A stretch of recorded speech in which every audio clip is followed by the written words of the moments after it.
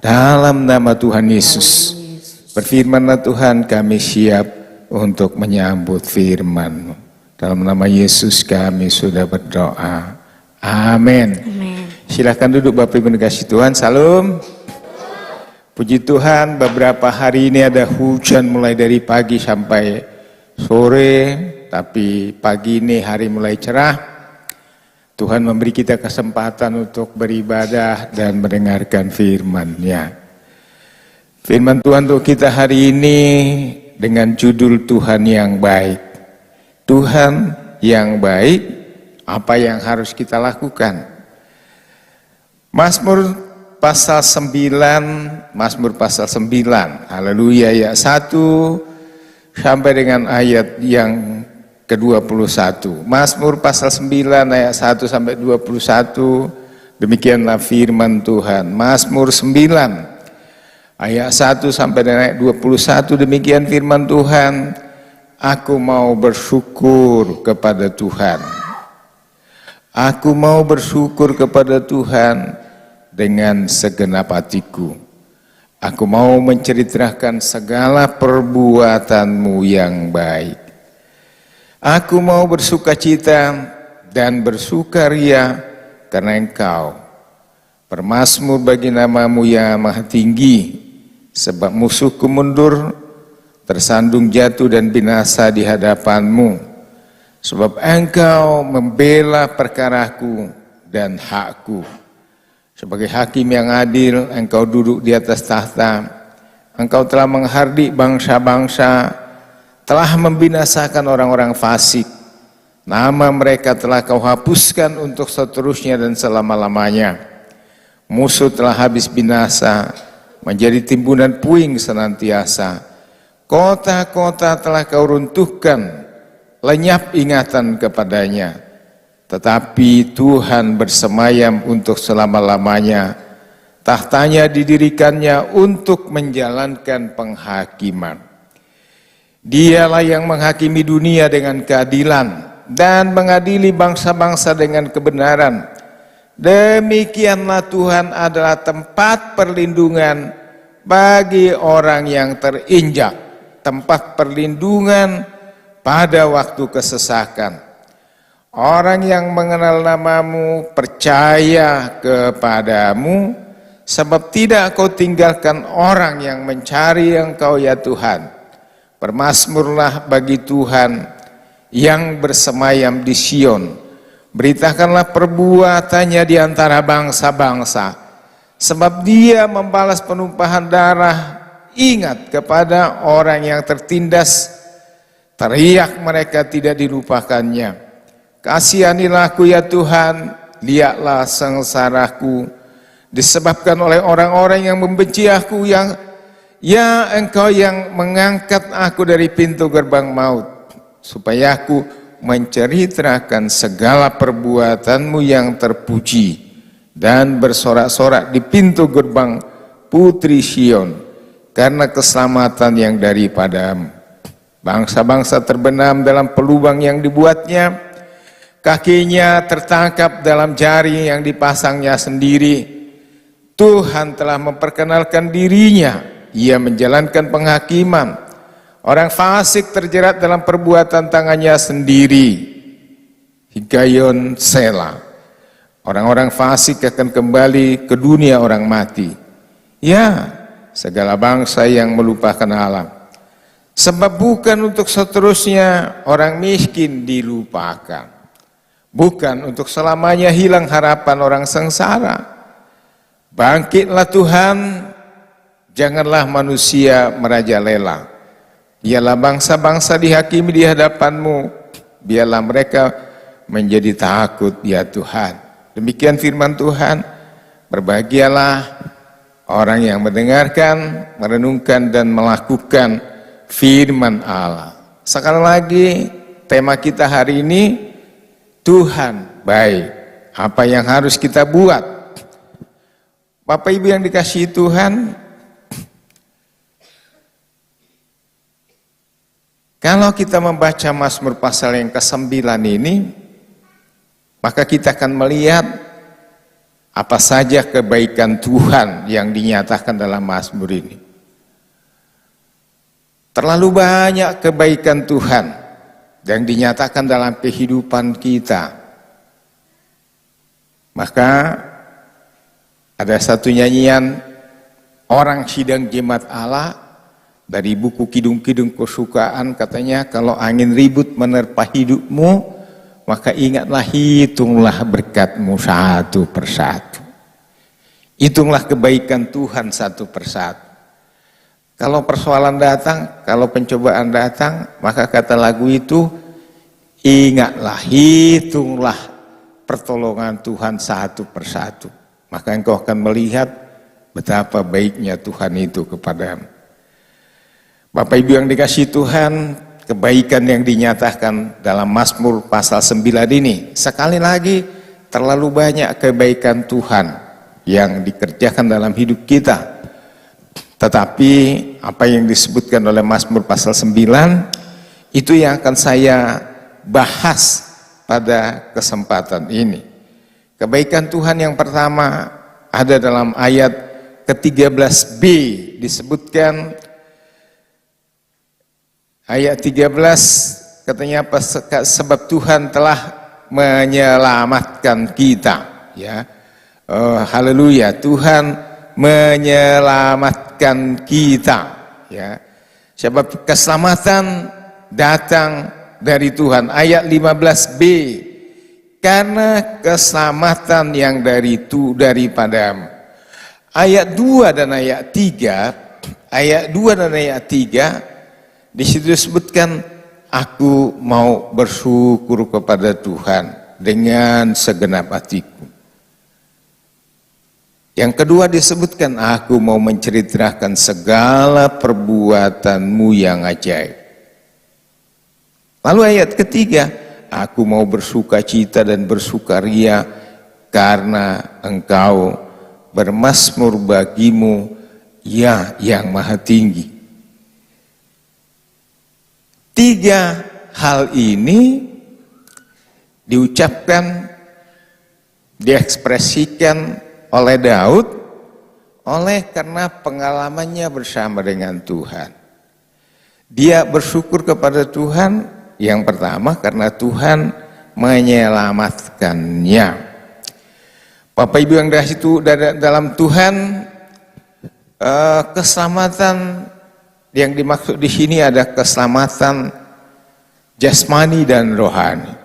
Seringkali bahwa Daud dilepaskan oleh Tuhan dari mara bahaya, dari musuhnya, bahkan dari Raja Saul sendiri yang dibelanya, yang ditolongnya, yang dilindunginya.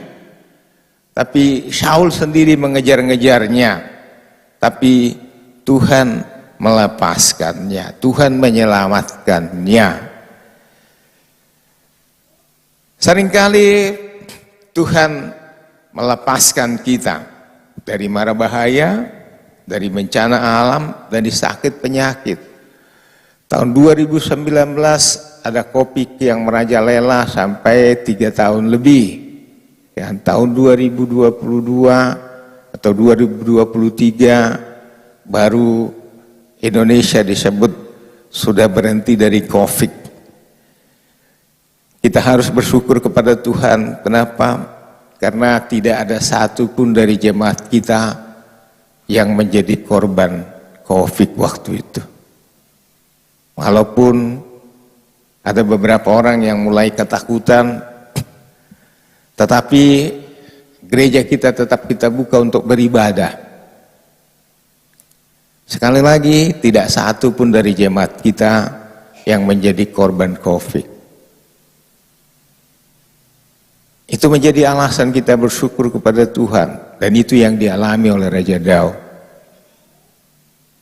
Kalau kita menyadari, kalau kita meyakini, kita lepas dari COVID itu bukan karena kita baik, bukan karena kita layak, tapi karena Tuhan baik.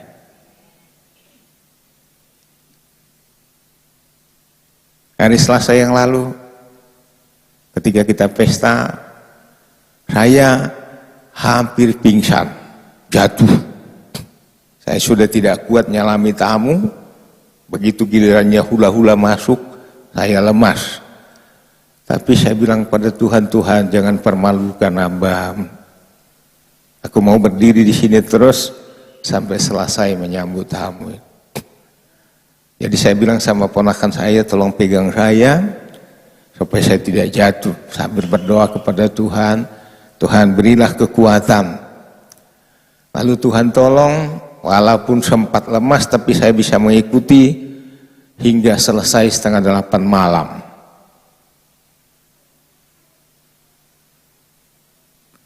Tuhan sungguh baik dan Dia sangat baik. Pengalaman Daud bahwa Tuhan juga melepaskannya dari kematian. Maka dalam Hakim-Hakim pasal 6 ayat 24,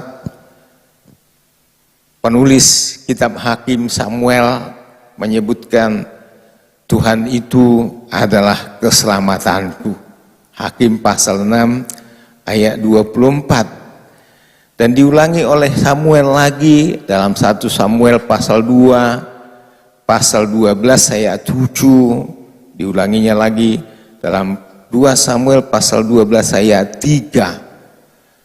Samuel juga mengalami keselamatan yang dari Tuhan, kelepasan dari kematian. Saudara-saudara dikasihi Tuhan, Paulus berkata dalam kitab Roma, dalam suratnya kepada jemaat di Roma, pasal 3 ayat 23, bahwa semua umat manusia, semua kita telah berdosa. Lalu pasal 6 ayat 23, dia menyebutkan upah dosa itu adalah maut. Upah dosa adalah kematian. Tapi dia melanjutkan, tapi oleh anugerah Allah, oleh kasih-Nya, Dia melepaskan kita dari kematian. Kematian yang akan datang. Kematian yang kedua. Kalau kematian yang pertama, kematian jasmani, itu akan dialami oleh setiap orang tanpa kecuali. Pengecualiannya hanya ada dalam perjanjian lama. Henok, Elisa, mereka tidak mati. Tapi mereka diangkat ke surga tanpa kematian. Tapi setelah itu, dalam perjanjian baru, Paulus berkata, upah dosa adalah maut. Setiap orang telah berdosa. Dan dalam suratnya pasal 9 Ibrani ayat 27 dia berkata, satu kali setiap orang pasti mati. Tetapi setelah kematian katanya akan ada pengadilan. Nanti dalam poin berikutnya kita akan bahas itu. Bapak Ibu yang dikasihi Tuhan, Daud berkata bahwa Tuhan itu adalah keselamatanku, Dialah gunung batu perlindunganku, Dia adalah keselamatanku. Maka Yohanes menyebutkan dalam Yohanes pasal 14 ayat 6, akulah jalan, kebenaran dan hidup. Tidak ada satu orang pun yang akan selamat kecuali melalui aku, kata Yesus. Dan Lukas penulis Kisah Rasul menyebutkan dalam pasal 4 ayat 12 bahwa di bawah kolong langit ini tidak ada yang bisa menyelamatkan kita kecuali satu, ialah Yesus Kristus. Bapak Ibu yang dikasihi Tuhan, Daud bersaksi bahwa Tuhan telah mengangkatku dari jurang kematian. Daud berkata, hanya setelapak tangan saja aku jaraknya dari kematian. Tapi Tuhan selalu melepaskannya dari bahaya, dari bencana, dari ancaman kematian. Maka dia berkata dalam Mazmur 23, sekalipun aku berjalan dalam lembah kekelaman, Aku tidak takut karena Engkau menyertaiku. Saudara-saudara, kalau Tuhan bersama dengan kita, maka kita akan selamat di bumi dan akhirat. Karena Tuhan adalah satu-satunya juru selamat. Maka Daud berkata, aku mau bersyukur kepada Tuhan karena Dialah keselamatanku.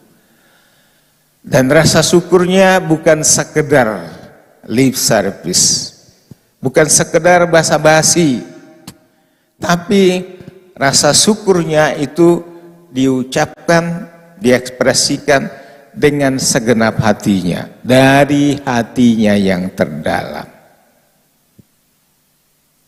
Jadi Daud bilang, I'm very grateful, thankful for God, katanya kan, aku sangat bersyukur yang penuh, enggak setengah-setengah dia bersyukurnya kepada Tuhan, tapi dengan segenap hatinya dia bersyukur kepada Tuhan. Bapak Ibu yang dikasihi Tuhan, kalau kita menyadari dosa kita sudah diampuni, kita sudah dilepaskan dari bahaya, maka patutlah kita bersyukur kepada Tuhan. Haleluya. Yang kedua, Bapak Ibu yang kasih Tuhan, Tuhan itu baik. Tuhan sangat baik. Dia sangat baik. Tuhan sungguh baik. Tuhan amat baik. Dia sungguh baik. Dia sangat baik. Yesus, dia baik. Dia baik bagiku. Bukan hanya bagiku, tapi bagi kita semua.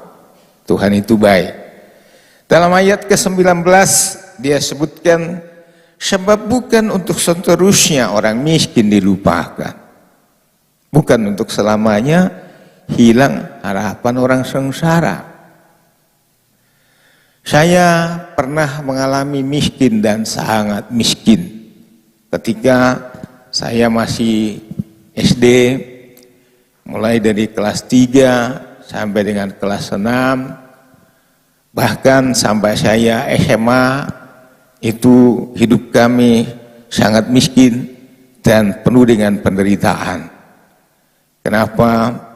Kalau sekarang saya kira kita yang ada di sini semua belum pernah ada yang tidak makan. Walaupun kita sebut ekonomi sulit.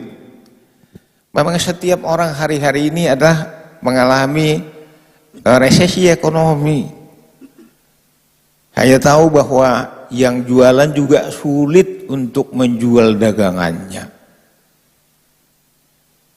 Karena hari-hari ini penduduk, rakyat itu sedang bercoba untuk bertahan hidup. Namanya bertahan hidup, ya sekedar bisa menyambung hidup, cari makan.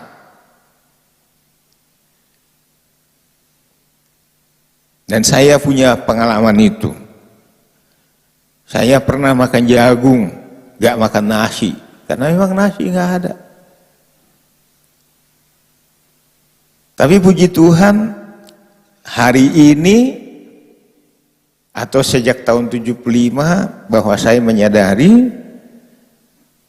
lebih tegasnya sejak tahun 79 ketika Tuhan sudah membebaskan saya dari kemiskinan itu, saya baru menyadarinya bahwa memang ayat 19 ini berkata, tidak seterusnya, tidak selamanya orang miskin dilupakan. Tidak seterusnya, tidak selamanya hilang harapan orang yang sengsara. Saudara-saudara, dalam Matius pasal 5 ayat 3, Yesus berkata, berbahagialah orang miskin di hadapan Allah, karena mereka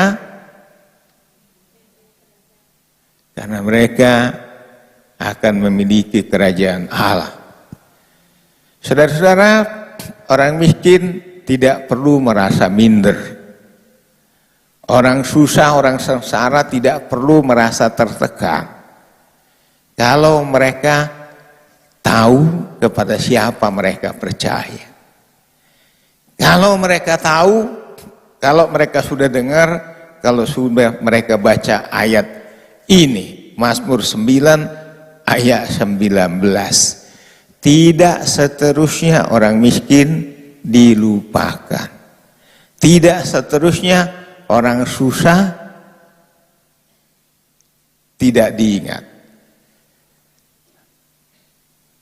Berbahagialah orang miskin di hadapan Allah, karena mereka akan memiliki kerajaan surga. Orang miskin yang benar-benar mencari Tuhan. Orang miskin yang menyadari dirinya miskin. Miskin secara jasmani, miskin secara rohani, lalu berteriak minta tolong kepada Tuhan. Maka Tuhan akan mengingat mereka. Tuhan peduli akan mereka. Tuhan memperhatikan, Tuhan mengingat orang susah yang memanggil namanya. Dan ketika Tuhan mengingatnya, memperdulikannya, kemudian menolongnya, membebaskannya dari kemiskinan dan penderitaan, maka dia berkata, Allah itu baik. Allah itu sangat baik. Dia mengangkatku dari kemiskinan dan dari penderitaan. Maka dia akan menyanyi, Allah itu baik. Tuhan, kau sungguh besar.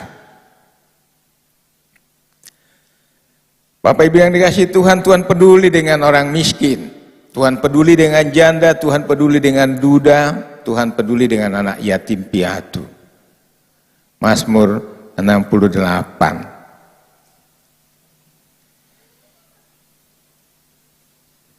Orang umum, orang lain selalu menyebutkan jangan susah, jangan sedih ketika suaminya meninggal. Katanya, unggodang do pasu-pasu tu nama balu. Itu dulu aku anggap sebagai penghiburan biasa.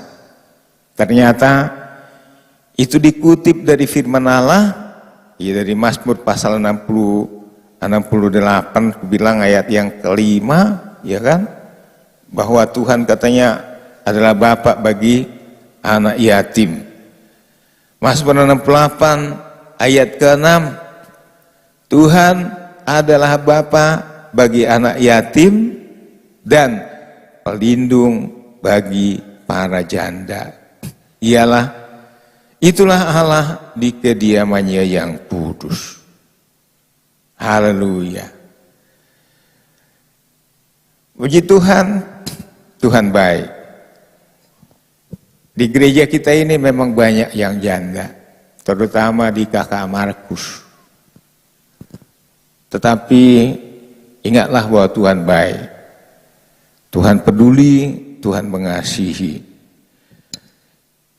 Tuhan pasti mencukupkan yang kita perlukan. Tuhan menyediakan apa yang kita perlukan kalau kita benar-benar menyadari siapa Tuhan kita, siapa Allah kita, siapa yang kita percaya, kepada siapa kita bersandar.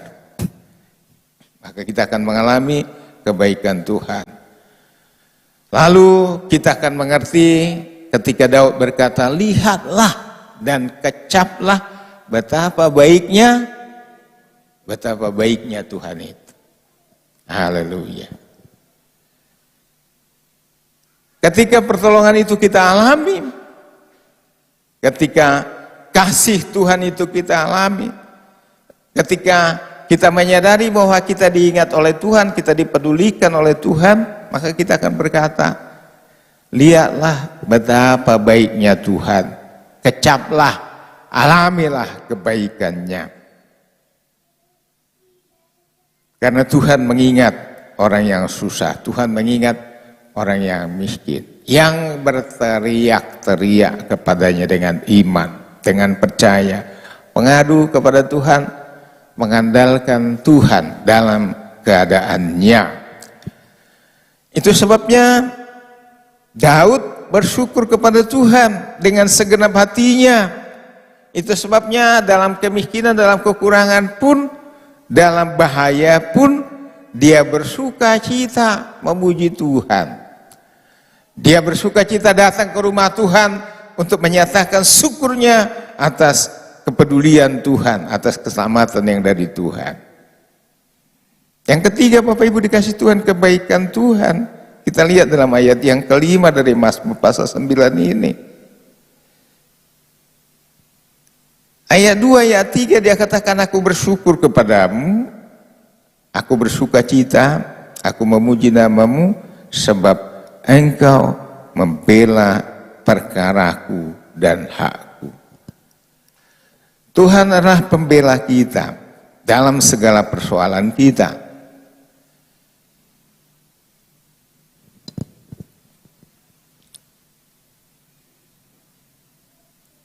Mungkin kita akan merasa senang, akan terhibur jika banyak orang membela kita.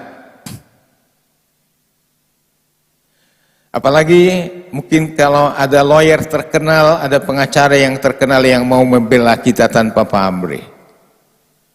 Tapi pembelaan manusia itu sangat terbatas dan bersifat sementara. Mungkin juga ada di antara kita yang punya uang dan harta, yang barangkali dapat diandalkan. Tetapi karena itu hanya sekejap, dan Lukas berkata bahwa harta tidak dapat diandalkan. Pengkhotbah berkata bahwa harta itu bisa melayang seperti asap dalam sekejap, tidak bisa diandalkan. Tapi Paulus berkata dalam Roma pasal 8 ayat 31 sampai 35, dia menyebutkan jika Allah di pihak kita, lalu siapakah akan melawan kita? Siapakah akan memusuhi kita? Roma pasal 8 dimulai dengan ayat 31, sebab itu apakah yang akan kita katakan tentang semuanya itu? Jika Allah di pihak kita, siapakah yang akan melawan kita? Ia, Yesus Allah yang tidak menyayangkan anaknya sendiri, tetapi yang menyerahkannya bagi kita semua. Bagaimanakah mungkin Ia tidak mengaruniakan segala sesuatu kepada kita bersama-sama dengan Dia? Siapakah yang akan menggugat orang-orang pilihan Allah? Allah yang membenarkan mereka. Siapakah yang akan menghukum mereka? Kristus Yesus yang telah mati, bahkan lebih lagi yang telah bangkit dan juga duduk di sebelah kanan Allah, yang malah menjadi pembela kita. Siapakah yang memisahkan kita dari kasih Kristus? Penindasankah? Kesesakankah atau penganiayaan? Atau kelaparan? Atau ketelanjangan? Atau bahaya atau pedang? Seperti ada tertulis, oleh karena engkau kami ada dalam bahaya maut sepanjang hari, kami dianggap sebagai domba-domba sembelihan.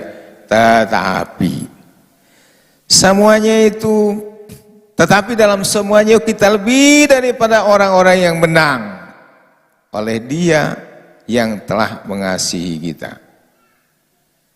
Sebab aku yakin baik maut maupun hidup, baik malaikat-malaikat maupun pemerintah-pemerintah, baik yang ada sekarang maupun yang akan datang, atau kuasa-kuasa, baik yang di atas maupun yang di bawah, ataupun sesuatu makhluk yang lain, tidak akan dapat memisahkan kita dari kasih Allah yang ada dalam Kristus Yesus Tuhan kita. Jika Allah di pihak kita, jika kita berpihak kepada Allah, maka tidak ada yang dapat merendahkan kita.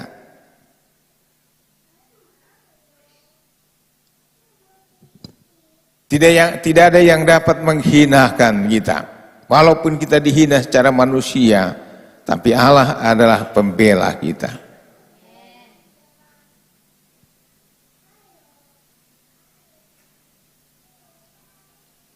Maka walaupun secara manusia seolah-olah tidak ada yang menolong kita, tidak ada yang membela kita, jangan dong nama ngapini kita.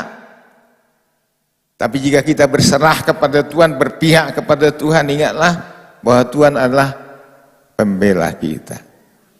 Tuhan adalah penolong kita. Kalau Tuhan sudah menolong kita, maka kata Daud, mari kita bersyukur kepada Tuhan. Mari kita menyanyi untuk Tuhan, mari kita beribadah kepada Tuhan. Mari kita menceritakan kebaikan Tuhan itu. Ayat 2 dan ayat 3. Aku mau bersyukur kepada Tuhan karena Dia telah membelaku. Aku mau bersyukur kepada Tuhan dengan segenap hatiku karena Dia sudah membelaku, Dia sudah menyelamatkanku, Dia memperdulikanku. Maka aku mau menceritakan semua kebaikannya, menyaksikan kebaikannya, menyaksikan apa yang sudah dilakukan oleh Tuhan untuk kita. Yang keempat, saudara-saudara dikasih Tuhan, kebaikan Tuhan disebutkan dalam ayat yang ke-9. Dialah yang menghakimi dunia dengan keadilan dan mengadili bangsa-bangsa dengan kebenaran. Tuhan kita itu adil. Dia tidak memihak. Dia menghakimi tanpa berpihak. Maka kalau salah ya salah. Kalau benar ya benar. Kalau hitam ya hitam. Kalau putih ya putih. Kalau kuning ya kuning. Tidak ada yang abu-abu. Semua jelas. Putih, hitam. Maka dalam Matius pasal yang ke-5 ayat 37 disebutkan, jika ya katakanlah ya, jika tidak katakanlah tidak. Tidak ada yang ya sekaligus tidak. Tapi kalau ya katakanlah ya, kalau tidak katakanlah tidak. Lebih daripada itu, kata Yakobus, datangnya dari setan. Tuhan adil. Tuhan kita itu adalah hakim yang adil, hakim agung. Hakim agung. Di Indonesia ada Mahkamah Agung, tapi seringkali orang menemukan di Mahkamah Agung pun keadilan tidak agung, tapi keadilan memihak. Tapi Tuhan yang kita sembah adalah Tuhan yang adil, yang memberikan keadilan yang paling adil kepada setiap orang tanpa memihak, tanpa memandang muka. Itu kata Yakobus, Tuhan tidak memandang muka. Tuhan tidak berpihak kepada orang kaya. Tuhan tidak berpihak kepada pejabat. Tuhan tidak berpihak kepada bangsawan, tapi Tuhan berpihak kepada orang yang hidupnya benar, yang takut akan Dia. Maka kalau orang berdosa ya dihukumkan, nggak mau bertobat dilemparkan ke neraka, walaupun dia orang kaya, walaupun dia orang miskin, dia akan diadili dengan adil. Maka Bapak Ibu yang dikasih Tuhan, Dia akan membalas kita sesuai dengan karya kita, sesuai dengan tindakan kita, sikap kita, perbuatan kita selama kita dalam dunia. Kalau kita melakukan kebaikan, maka kita akan dibalas dengan kebaikan. Kalau kita hidupnya adil selama dalam dunia, maka kita akan diberi keadilan. Kalau kita melakukan kehendaknya, melakukan firman-Nya, maka Dia akan berkata, "Sabaslah engkau anakku, karena engkau telah melakukan kehendak-Ku, walaupun banyak tantangan. Engkau tetap setia mengikut Aku, walaupun banyak persoalan." Katanya, marilah masuk bersama-sama denganku dalam kekekalan, dalam hidup yang kekal selama-lamanya. Tidak ada kolusi, tidak ada KKN dan sebagainya, tapi Dia akan membalas setiap orang sesuai dengan sikapnya, perbuatannya, dan kesetiaannya hidup dalam kebenaran. Apakah kebenaran itu? Kata Yesus, akulah jalan, hidup, dan kebenaran. Apakah kebenaran itu? Kebenaran itu adalah firman Allah yang hidup. Maka jika kita mendengar firman Allah, merenungkannya dan melakukannya, itu artinya kita hidup dalam kebenaran. Maka kita akan menerima keadilan ketika Yesus datang kedua kali sebagai hakim agung yang adil.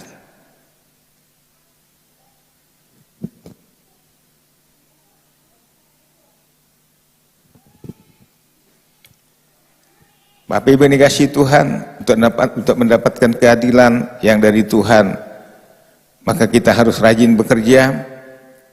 Ayat 2 dan 3 berkata, aku mau bersyukur kepada Tuhan dengan segenap hatiku, karena Dia sudah menyelamatkanku dari bahaya, dari kematian.